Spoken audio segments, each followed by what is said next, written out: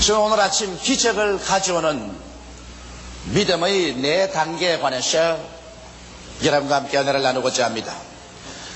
예수님께서는 한번 제자들을 데리시고 베다니에서 예루살렘으로 들어가는 도중에 있었습니다. 일찌감치 출발해서 주님이 가시기 때문에 시장하셨습니다. 그런데 길가에 무화과나무 한 그루가 서 있었습니다. 주님께서 그 무화과나무 밑에 제자들을 데리고 가셔서 무화과가 있는가 찾아보았습니다. 그러나 성경은 분명히 말하기를 그 때가 무화과의 때가 아니라고 말하셨습니다. 잎만 무성하고 무화과 열매는 없었습니다. 그러다 예수님께서 그 무화과나무를 보시고 엄숙하게 말씀하셨습니다. 지금으로부터 아무도 너에게서 영원히 열매를 따먹지 못하리라.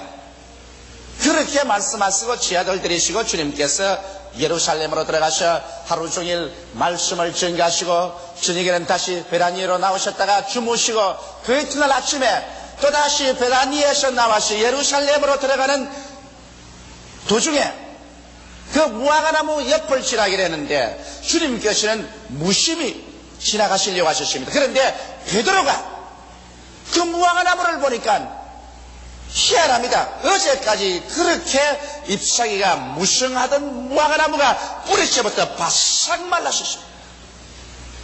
베드로가 신기해서 견딜 수가 없었습니다. 주여, 주님께서 어제 저주하신 무화과가 말랐나이다. 예수님은 이 기회를 이용하셔서 실물 교육으로 믿음의 위대한 힘이 어떠한 것이며 모든 사람들이 어떻게 믿음을 활용할 수 있는가, 그 비결에 대한 교훈을 말씀하시기 시작하셨습니다. 그때 예수께서 말씀하시기를 하나님을 믿어라. 누구든지 산들을 명하여 저 바다에 던지라 말하고 그것이 이룰 줄 마음에 믿고 의심하지 아니하면 그대로 되리라. 무엇인지 너희가 기도하고 구한 것은 받은 줄로 믿어라. 그리하면 그대로 되리라. 너희가 서서 기도할 때 아무에게나 혐의가 있거든 용서하라. 그리하여 하늘에게 쓴 천부께서도 너희 허물을 용서하여 주시라.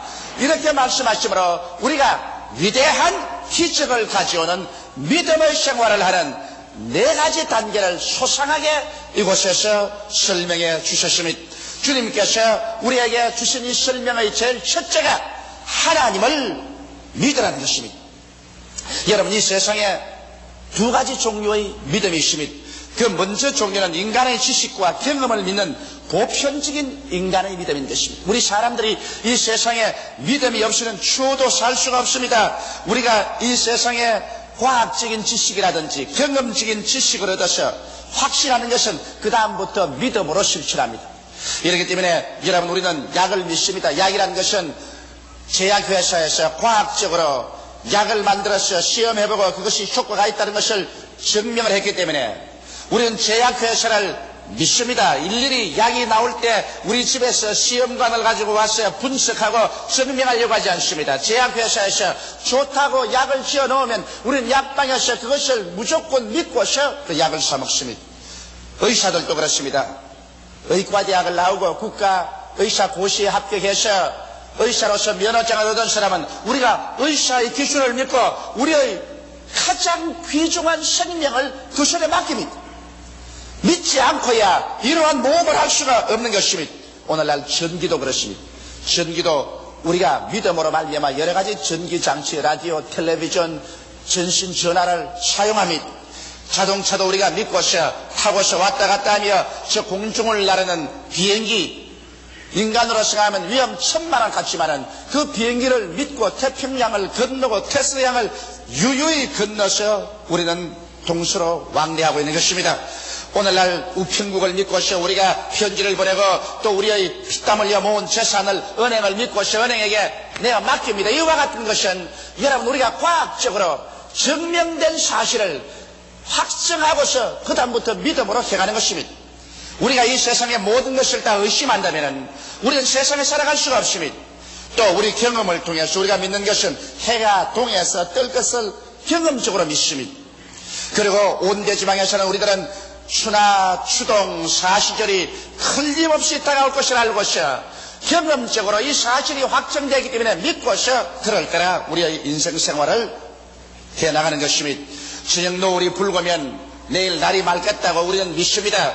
또 아침에 북새가 불고면 날이 흐리고 비가 오겠다고 우리는 경험적으로 알고 믿고서 그렇게 말합니다. 이와 같은 것은 우리가 인간의 지식과 인간의 경험에 있가만 보편적인 인간의 믿음인 것입니다. 이와 같은 믿음은 믿는 자라 믿지 않은 자라 누구든지 다 가질 수 있는 믿음인 것입니다. 그러나 이제 특수한 믿음, 예수께서 말씀하신 대로 하나님을 믿으라고 하시는데, 하나님을 믿는 믿음은 이제 일반적인 보편적인 믿음과는 틀립니다. 왜냐하면 믿음이라는 것은 먼저 알고 경험하고 믿는 것인데, 세상의 지식으로서는 하나님을 알 수도 없고 하나님을 경험할 수도 없기 때문에 하나님을 믿을 도리가 없습니다. 이렇기 때문에 세상 사람들은 하나님을 알지 못하고 하나님을 경험할 수 없으므로 하나님을 믿을 수가 없습니다.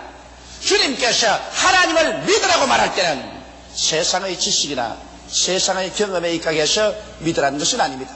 하나님을 믿으려고 하면 여러분 세상 지식은 그 자리에서 일단 중지시켜야 됩니다. 세상의 경험도 일단 그것에 중지시켜야 됩니다. 하나님을 믿기 위해서는 우리는 새로운 지식을 알아야 되고 새로운 경험을 해야 되는 것입니다. 이것은 인간적인 지식이나 인간적인 경험이 도저히 미치지 못하는 새로운 지식을 얻어야 되고 새로운 경험을 얻어야 되는 것입니다. 그 지식과 경험이란 무엇일까요?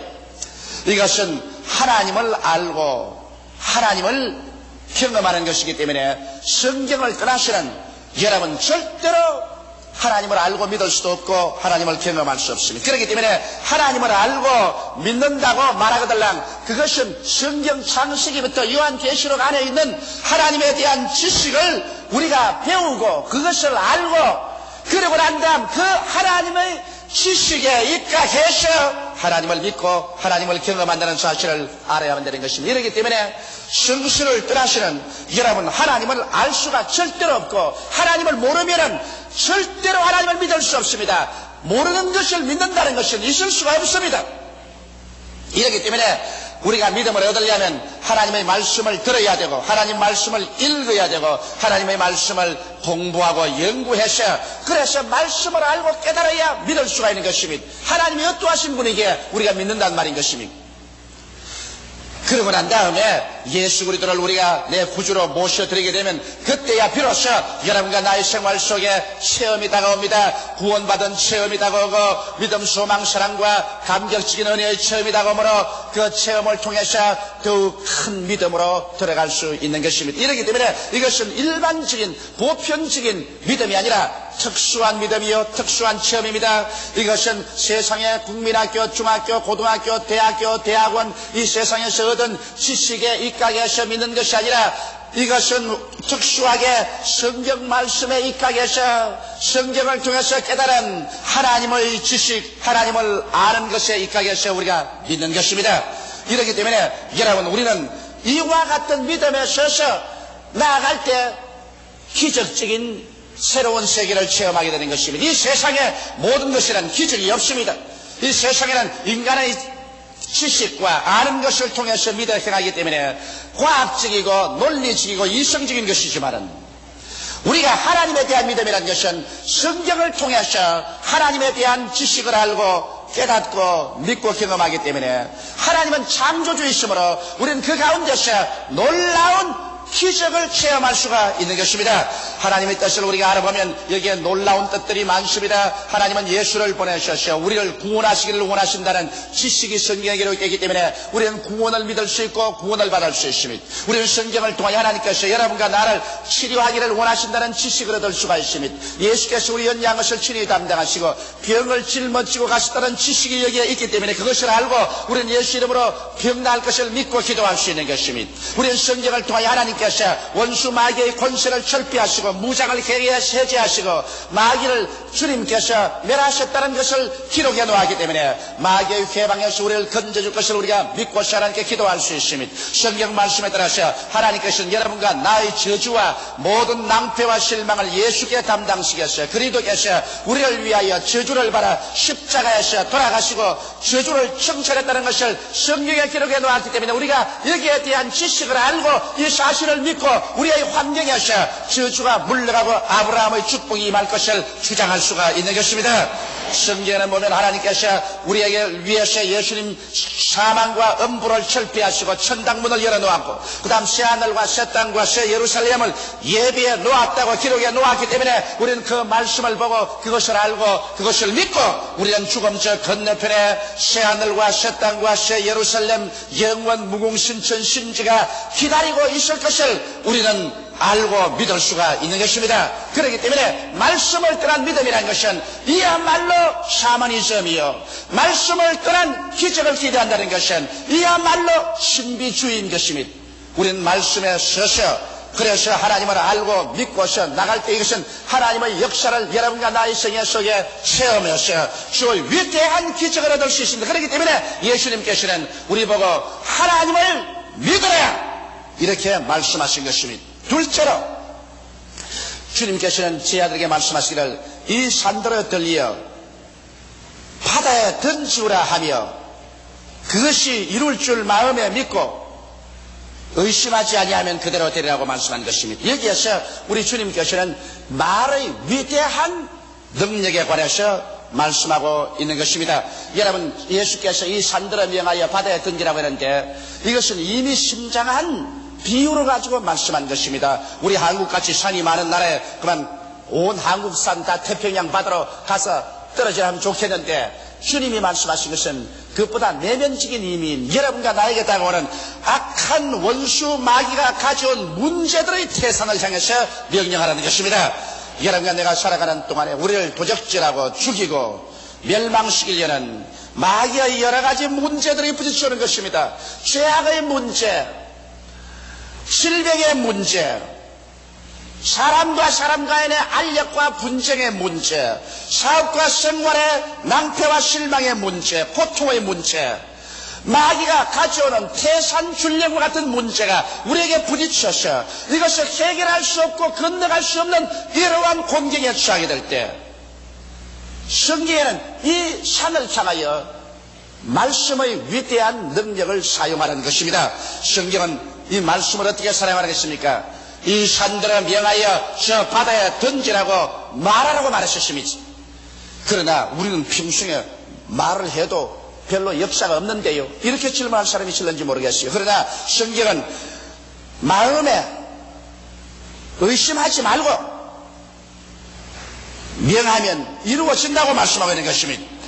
그런데 여러분, 믿고 의심하지 말아야 되는데 우리의 마음속에 그렇게 말하려고 해도 마음속에 의심이 생기고 불안한 이유는 어디 있을까요?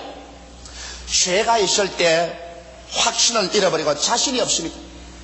자신이 없을 때 여러분 믿음이 안 생깁니다.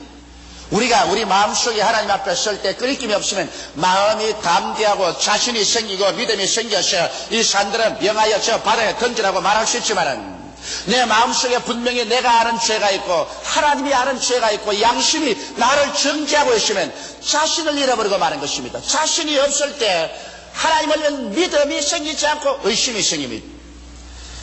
또 그뿐 아니라 내가 분열히 불순종의 생활을 하는데 내가 확신을 가지고서 이 산들을 명하여 저 바다에 던지라고 할 수 없습니다. 내가 주의를 거룩히 지키지 않는데, 내가 11조를 도적질하고 있는데, 내가 하나님의 말씀에 순종해서 이 세상에 살지 않고 있는데, 내가 필요하다고 해서 이 산들을 명하여 저 바다에 던지라고 한다고 해서 그것이 이루어지지 않습니다. 이러기 때문에 마음에 믿고 의심하지 않기 위해서는 죄악을 회개해야 되는 것입니다. 마음에 그리끼고 양심이 그리끼는 것을 회개하고 주님 앞에서 보혈로 씻어버려야 되고 불순종의 생활을 청산해서 하나님의 뜻에 세워놓은 삶을 살고 난 다음에는 그 다음 여러분 입을 열어서 여러분의 생활 가운데 언제나 창조적인 선언을 하라는 것입니다. 여러분의 말은 여러분이 생각하는 것보다 더 위대하게 여러분의 운명과 환경을 변화시키는 능력이 있습니다. 성경은 여러분과 나로 하여금 하나님의 형상과 모양대로 지어받았다고 말하는 것입니다. 하나님께서는 말씀으로 천지를 지으셨습니다. 하나님은 말씀의 에너지를 통해서 모든 만유를 창조하셨습니다.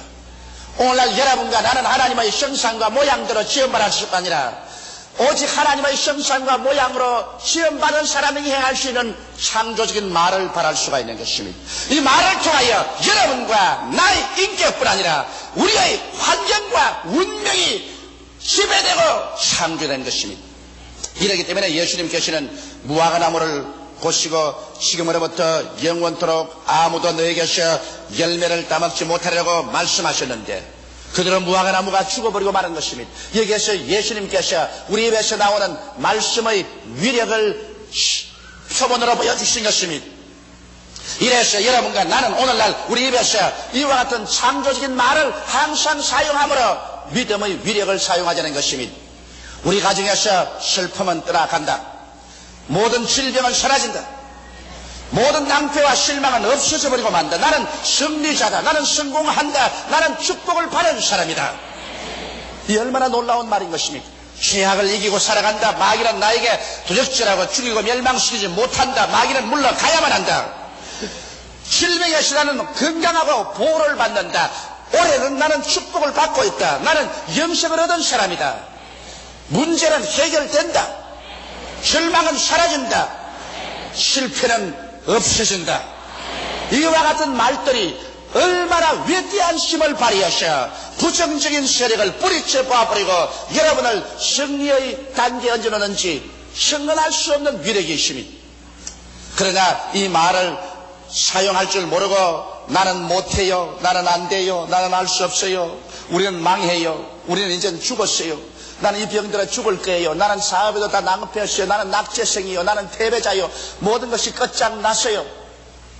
이러한 말을 할 때 그 말이 그 인생을 완전히 무화과나무 잎이 말라버리듯이 말라버리게 만들어지고 사망과 절망을 가져온다는 것을 알아야 되는 것입니다. 이러므로 예수께서 우리에게 가르친 이 말씀에 주님께서 진실로란 말을 붙였습니다. 내가 참말을 말하고 거짓말을 하지 않는 것입니다. 그렇기 때문에 너희 입술에 말을 가지고서 너희 살리기도 하고 죽이기도 한다는 사실을 알라는 것입니다. 이러므로 오늘 이 시간부터 여러분 우리는 긍정적으로 말하십시다. 그럴 때 하나님께서는 우리의 말을 따라서 하나님의 능력으로 나타나기 시작하는 것입니다. 그리고 이와 같이 긍정적인 말을 하면서 그 말이 이루어질 것을 우리가 기대하고 살아나갈 때 하나님께서는 그 기대를 쫓아서 우리가 상상할 수 없는 위대한 능력을 나타내는 것입니다. 성경에는 죽고 사는 권세가 혀에 있다고 말했었습니다. 우리 입에서 한 말로 우리가 묶이며 입에서 한 말로 우리가 사로잡힌다고 말했었습니다. 이러므로 예수께서 가르친 믿음의 둘째 단계인 긍정적인 말로서 믿음으로 의심하지 않고 늘 말하는 습관을 우리 생활에 붙이게 되시기를 주의 이름으로 축원합니다. 셋째로 주님께서는 무엇이든지 기도하고 구하는 것은 받은 줄로 믿으라. 그리하면 그대로 되리라고 말하는 것입니다. 여러분, 기도하고 구한다는 것은 마음의 뜨거운 소원인 것입니다. 마음의 뜨거운 소원을 가지고서 우리 하나님 앞에서 부르짖어 기도할 때 얼마까지 기도해야 되겠는가? 여러분은 기도를 많이 하는 경험이 계십니다. 여러분이 기도를 할 때 이것이 반드시 응답을 받는다는 그와 같은 단계까지 기도하려면 얼마나 해야 될까요? 이 성경은 거기에 대한 것을 우리에게 완전히 보여주고 있습니다. 무엇이든지 소원하고 기도하는 것은 마음속에 성령의 도우심으로 말미암아 이 기도가 이루어졌다는 확신이 생길 때까지 기도하는 것입니다. 기도하고 구한 것은 받은 줄로 믿어라. 받은 줄로 믿어지는 그와 같은 확신이 마음속에 생길 때까지 기도하는 것입니다. 그래서 기도하고 난 다음 성령으로 말미암아 신기하게 마음의 평안이 우리의 심령을 점령하고 그러고 난 다음 갑자기 우리의 마음속에 눈에 아무 전가 안 보이고 귀에는 아무 소리 안 들리고 손에는 잡히는 건 없는데도 불구하고 기도가 응답받았다는 확신이 마음에 줄기차게 채워줍니다. 아마 이런 체험을 오늘 제 설교는 여러분들이 한두 번은 다 해보셨을 것입니다. 저는 이 사실 이런 체험을 너무나 많이 하기 때문에 잘 알고 있습니다. 저는 금년도에 들어와서 하나님 앞에 엎드려 기도할 때 하나님이여 금년도 우리 교회 2만 구역에 35만 성도에 도달하게 하여 주시옵소서. 입에서 기도가 나오자마자 즉시로 하나님의 성령께서 내 믿음대로 될지어다고 말씀하십니다. 내 마음속에 이미 이루어진 모습이 확실히 보이는 것 같고 마음속에 확 들어차고 마음에 평안이 넘칩니다. 그러니까 더 기도할 수가 없어요. 이미 하나님께서 응답을 해주셨는데 내가 또 강구할 수가 없어서 이제는 감사밖에 없습니다. 하나님이 이루어주셨으니 감사합니다. 이미 마음속에 평안이 오고 없는 것이 있는 것 같이 느껴지고 주님께서 축복을 해주셨으니 이제는 감사밖에 더 있을 것이 없습니다. 이러므로 여러분께서 무엇이든지 기도하거든 받은 줄로 마음속에 확신이 될 때까지 기도하고 확신이 오거들랑 그때부터는 감사하고 긍정적으로 선언하게 되시기를 주의 이름으로 축원합니다. 넷째, 이것은 대단히 중요한 것입니다. 우리의 믿음의 생활, 기적을 가져오는 신앙생활에서 아주 중요한 것입니다. 이것은 서서 기도할 때 아무에게나 혐의가 있거든 용서하라. 그래야 하늘에 계신 천부께서도 너희 허물을 용서해 주시라 했었습니다. 우리 하나님께서는 여러분 우리가 이웃에게 마음에 혐의와 원한을 품고 있으면 하나님은 역사하지 않습니다. 왜냐하면 하나님은 사랑이시기 때문에 우리의 마음속에 미움이나 분노를 갖고 있으면 이것은 어떠한 상황에도 하나님께서 응답할 수 없습니다. 왜냐하면 우리는 하나님 앞에서 우리의 한없이 큰 죄를 용서받았었습니다. 그러므로 하나님께서 이 죄악을 탕감해 주셨는데 이제 우리에게 죄 지은 자에게 우리가 그 죄를 탕감해 주지 아니하면 여러분과 나를 하나님은 옥졸에 갖다 붙이시는 것입니다. 그 옥졸은 무엇이냐? 바로 마귀, 질병, 저주, 고통, 괴로움 같은 옥졸에 갖다 하나님 붙여버리는 것입니다. 성경이 그렇게 말하고 있습니다. 현대판으로 설명하면 성경에 마태복음 18장에 보면은 한 사람이 임금에게 빚을 졌는데 얼마나 빚을 졌냐? 100억을 빚을 졌습니다. 우리 한국 돈 100억. 도저히 갚을 수가 없어서 절망에 취했는데 임금이 와서 너희 처자를 다 팔고 재산 다 팔아서 갚으라고 하면 통곡을 하고 울거늘 임금이 불쌍히 여기서 옳다. 네가 100억을 도저히 갚을 수가 없으니 내가 탕감한다. 이제는 빚 없다. 이 사람이 얼마나 감격하고 감사하고 눈물을 흘리고 그렇게 밖에 나가서 자기 동관 하나를 만나며 친구가 자기에게 얼마나 빚을 졌느냐? 4만 원 빚을 졌습니다. 4만 원 빚진 친구의 목살을 잡고 야 이 녀석아 빚 갚아라. 내 시간만 좀 다오. 내 지금 4만 원이 없어 못 가겠다 이거네.